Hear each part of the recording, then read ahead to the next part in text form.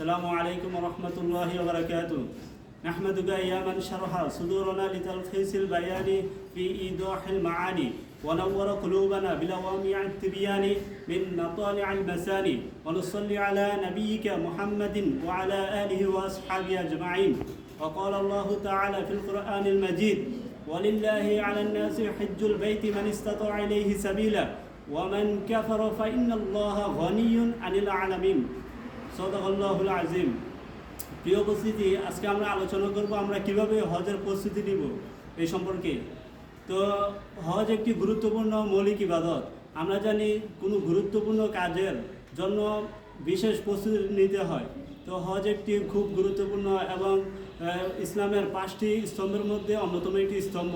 রাসূল সাল্লাল্লাহু আলাইহি ওয়াসাল্লাম বলেন যে বুনিয়াল ইসলামু আলা খামসিন শাহাদাতি আল্লা ইলাহা ইল্লাল্লাহ ওয়া আন্না মুহাম্মাদান আবদুহু ওয়া রাসূলুহু ওয়া আকিমিস সালাতি ওয়া ইতাইজ যাকাতি ওয়াল হজ্জি ওয়া সাওমি রমাদান। তো আমরা কিভাবে হজ আদায় করব, তার জন্য যদি আমরা পূর্বেই প্রস্তুতি নেই তাহলে আমরা সুন্দর করে হজ আদায় করতে পারবো। তো ইংরেজিতে একটি কথা আছে, a good plan is half ডান, মানে একটি সুন্দর পরিকল্পনা কাজের অর্ধেক। তাই আমরা যদি আগে থেকে প্রস্তুতি নিয়ে নেই এবং আমরা কখন কি করব সেভাবে চিন্তা ভাবনা করি, তাহলে ইনশাল্লাহ আমাদের হজটা অনেক সহজেই আমরা করতে পারবো। তো তার জন্য প্রথমেই আমরা নিয়ত করব, আমাদের নিয়তকে সহি করব যে আমরা একমাত্র আল্লাহ তাআলাকে সন্তুষ্টি করার জন্য হজ করব, আর দুনিয়ার কোনো কিছু পাওয়ার জন্য নয় বা দুনিয়ার কোনো কিছু অর্জনের জন্য নয়। তো রাসূল সাল্লাল্লাহু আলাইহি ওয়াসাল্লাম বুখারী শরীফের হাদিসে বলেন, প্রথম হাদিসে, যে ইন্নামাল আমালু বিন্নিয়াত, যে নিয়ত, সমস্ত আমলের ফলাফল নিয়তের উপর নির্ভরশীল। তো কেউ যদি দুনিয়ার কোনো কিছু পার্থিব লাভের জন্য যদি হজ করে তাহলে সে তা লাভ করতে পারবে, কিন্তু হজের সে সওয়াব পাবে না। আর যদি সে আল্লাহ তাআলাকে সন্তুষ্ট করার জন্য হজ করে তাহলে কি সে অনেক সওয়াব পাবে এবং তার বিনিময়ে সে জান্নাতে যেতে পারবে। তো 2 নম্বর হলো যে আমরা বেশি বেশি দোয়া করব। তো এমনও মানুষ আছে যার হজ করার সামর্থ্য নেই, কিন্তু দোয়ার বদলতে আল্লাহ তাআলা তাকে দিয়ে হজ করিয়েছেন। তো আবার এমনও মানুষ আছে যারা কি অনেক টাকা পয়সা আছে, অনেক টাকা পয়সা, কিন্তু তারা কি হজ করতে পারতেছে না।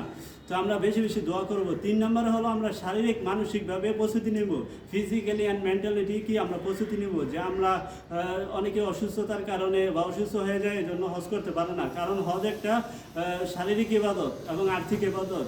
সেখানে অনেক যেমন সাফা মারওয়া সাই করতে হয়, তো এটা একটু কষ্টদায়ক। এর জন্য আমরা শারীরিকভাবে প্রস্তুতি নেব এবং মানসিকভাবে। 4 নম্বর হলো আমরা আর্থিকভাবে প্রস্তুতি নেব। আমরা কি ফিনান্সিয়ালি কন্ডিশন যাতে আমাদের ঠিক থাকে, আমরা আর্থিকভাবে প্রস্তুতি নেব এবং আমাদের পরিবারের যে ভরণ পোষণ এগুলোর দিকে আমরা খেয়াল রাখবো। 5 নম্বর হলো আমরা হজের মাসালা মাসাইল সম্পর্কে জানবো এবং আমরা ভালো আলেমের কাছ থেকে এগুলো শিখে নিব। কারণ যার উপর হজ ফরজ তার উপর হজের মাসালা মাসাইল জানাও কি ফরজ। এই জন্য আমরা হজের মাসালা মাসাইল সম্পর্কে জ্ঞান লাভ করব। তো আল্লাহ তাআলা আমাদেরকে সুন্দর করে হজ করার তৌফিক দান করুন এবং বেশি বেশি আল্লাহ তাআলার ঘরে এবং রাসূল সাল্লাল্লাহু আলাইহি ওয়াসাল্লামের রওজা পাকে গিয়ে সালাম দেওয়ার তৌফিক দান করুন। আমরা সকলেই দোয়া করি। ওয়া আখিরু দাওয়ানা আলহামদুলিল্লাহি রাব্বিল আলামিন।